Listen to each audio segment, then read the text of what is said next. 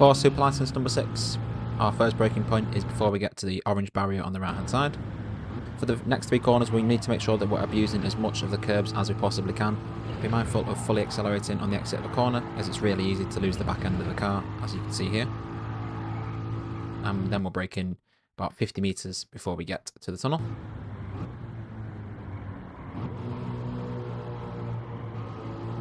And coming out the tunnel, our next braking point is before we get to the rock with the man on it on the left hand side.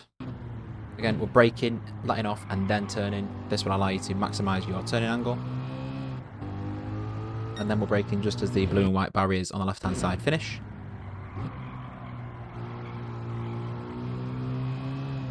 Lightly tapping on the brakes and going down into second gear when we're about halfway through the tunnel.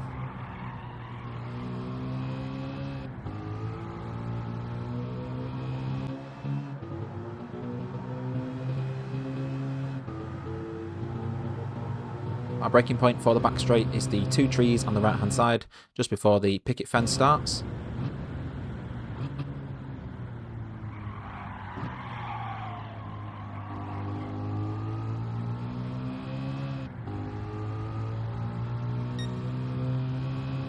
And then our braking point is as we are approaching the top of the hill with the cone on the left hand side.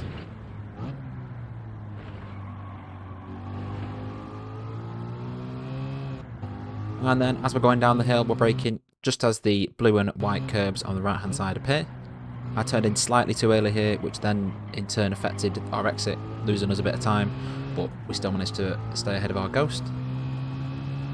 And finally we're braking as we get to the blue and white curbing on the right hand side, going down into second, let the car coast round lightly on the accelerator, then we let off, let the car coast round again, and then back on the accelerator for a shot to the line.